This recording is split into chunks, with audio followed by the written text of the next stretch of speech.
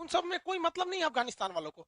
वो 100 साल पीछे है सब। अभी आने वाले 1 महीने में आप ये रिपोर्ट पब्लिश होते पढ़ेंगे कि काबुल पर जो कब्जा किया गया है वो तालिबानियों के भेष में पाकिस्तान से गड़े लश्कर ए तैयबा के आतंकवादी थे वहां पर।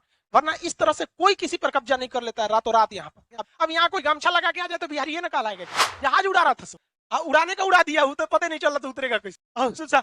उसका ट्रक की तरह गियर दाब रहा है। अब से वीडियो डाला है, देखिए अमेरिका का तो उड़ा दिए। गारंटी इनके अरमान पे पानी न फेरवा दिए तब कहियो यहाँ पर। यही है सब पाकिस्तानिया जो कहता था सब कि अमित सिंह है। अफगानिस्तान से कभी उम्मीद भी था तो वहां पर दुगुन आ गया है, उन सबको कोई मतलब ही नहीं है दुनिया से। इन सबों का भाषा भी ना अजीब होता है।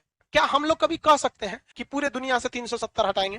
भाई दुनिया से हमको क्या मतलब है? वो स्टेटमेंट देके कहता है कि हम महिलाओं के अधिकार का संरक्षण करेंगे लेकिन पूरी दुनिया के महिलाओं को बुर्का पहनना पड़ेगा।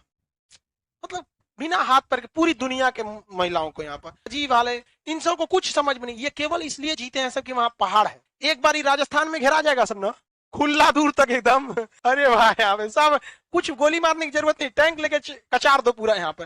अरे वो जीते हो भगवान भरोसे वहां पे। भारत में भी जो नक्सलाइट जीतते हैं सब ना कहीं कहीं अभी तक बचे हैं जंगलों के वजह से। हाँ तो अपने को वीर नहीं समझ जाना चाहिए। एक बार जब थोड़ा मिलो तो आमने सामने थोड़ा सा मुलाकात होती है हवेली पे।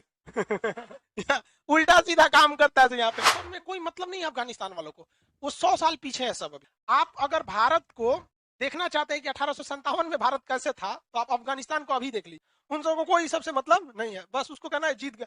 जहाज उड़ा रहा था सब, उड़ाने का उड़ा दिया, तो पता नहीं चल रहा था उतरेगा कैसे, लेके उड़ गया सब। सोचा उसका ट्रक की तरह गियर दाब रहा है। सोचा अब से वीडियो डाला है, देखिए अमेरिका का तो उड़ा दिए हैं। अपने बतिया रहा है उतर तो कैसे रही। अभी के वक्त में हम लोगों को सेंट्रल एशिया से व्यापार करना है। इन लोगों के पास सबसे बड़े मात्रा में खनिज संपदा है। खनिज का मतलब पेट्रोल है, डीजल है, गैस है, कोयला है, तांबा है, सोना, यूरेनियम, हीरा। मतलब हम लोगों की जरूरतों को पूरा करने के लिए यहाँ पर पर्याप्त मात्रा में क्या चीज है, संसाधन अवेलेबल है। इनको लाने के लिए भारत में आपको अफगानिस्तान पार करना ही पड़ेगा। तो पाकिस्तान, अब आप कहेंगे सर अफगानिस्तान पार करना पड़ेगा तो पाकिस्तान को भी तो पार करना पड़ेगा। हमारे लिए तो खतरनाक कौन है? पाकिस्तान है। लेकिन बात समझिए, हम आपको क्या बताएं, सबसे खतरनाक इंसान वो है जिसके पास खोने के लिए कुछ नहीं। पाकिस्तान के लिए पास खोने के लिए बहुत कुछ है।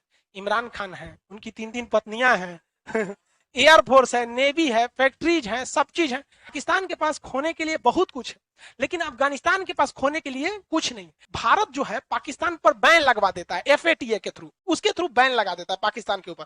तरह तरह की पाबंदियां पाकिस्तान पे लगा दी जाती है, उसको व्यापार करने से रोक दिया जाता है अगर वो डायरेक्टली आतंकवाद को बढ़ाता है तो। लेकिन उस ससुरे में वो कहानी ये है कि उसे हर हाल में भारत से टांग लड़ाना है, चाहे वो उसके औकात के बाहर की रहे तब। इसलिए वो सारा का सारा गेम किस पर खेल जाता है, अफगानिस्तान से। कहता है कि हमारे पास से कोई दिक्कत नहीं, आपको जो ट्रक ले जाना है ले जाइए ना यहाँ पे, बाकी उधर आप समझ जाइएगा। अब वहां पे भी आतंकवादियों को भेज देता है। आप यकीन मानिए आने वाले 1 महीने में आप ये रिपोर्ट पब्लिश होते पढ़ेंगे कि काबुल पर जो कब्जा किया गया है वो तालिबानियों के भेष में पाकिस्तान से गड़े लश्कर ए तैयबा के आतंकवादी थे। ये वास्तविकता है। 15,000 आतंकवादी गए थे, वेल ट्रेंड गए थे वहां पर। वरना इस तरह से कोई किसी पर कब्जा नहीं कर लेता है रातों रात यहाँ पर, अभी ना लड़े हुए वहां पर, पूरा वेल ट्रेंड गए थे। अब भारत के लिए समस्या क्या है कि जितने भी आतंकवादी थे जो पहले पाकिस्तान में ट्रेनिंग लेते थे, तो भारत कहता था कि देखिए ये ट्रेनिंग ले रहा है, इससे व्यापार मत करिए, इसको लोन मत दीजिए। तो पाकिस्तान का तो हालत खराब है, वर्ल्ड बैंक में लोन लेने जाता था तो वर्ल्ड बैंक का नियम है कि अगल बगल के पड़ोस से पूछता है, गलत गलत काम नहीं ना करता है, इसका पड़ोसी कौन है? भारत कहता है हमारा सुबह से शाम तक ससुरा खाली बमे बनाता है, मत दीजिए लोन। तो वर्ल्ड बैंक उसको लोने नहीं देती है, चल जाता है एशियन डेवलपमेंट बैंक मनीला के पास, तो उसका भी सेम कंडीशन, पड़ोस से पूछेगा कोनो दिक्कत होता है इससे, पैसा चुका देगा कि नहीं? कहा देखिए एकरा से दिन रात दिक्कत है और पैसा तो ही चुकाने वाला नहीं, इसको लोने नहीं मिलता है।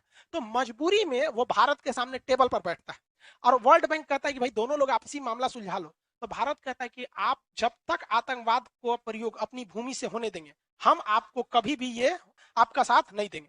ये गया, भारत के पास SU-30 लड़ाकू जहाज है तो ये रूस के पास चल गया, हमको SU-35 दे दीजिए, SU-35 दे दीजिए। रूस ने कहा कि जब तक आपका भारत से संबंध मधुर नहीं होंगे हम ये नहीं देंगे। यहां भारत बहुत बड़ा बेवकूफी कर रहा है। पाकिस्तान अपने सारे आतंकवादियों को कहां शिफ्ट कर रहा है? अफगानिस्तान। जितने भी टेरर लॉन्च पॉइंट थे सब कहां शिफ्ट कर देगा? अफगानिस्तान।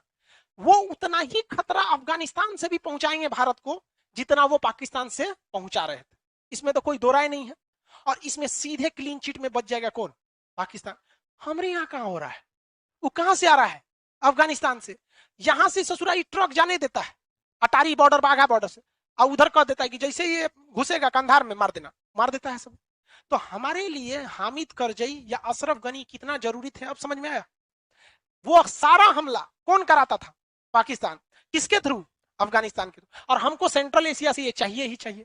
चीन से आ नहीं सकता है, यहां से चीन आने नहीं देता है, क्योंकि उसको पता है कि सस्ता पड़ जाएगा, आने नहीं देगा। यहां से अभी कोई डायरेक्ट रास्ता है नहीं, अभी बनाना पड़ेगा उस हिसाब से, क्योंकि ये पूरा रेगिस्तान एरिया है, रेगिस्तान में बनाने में बहुत समस्या आता है।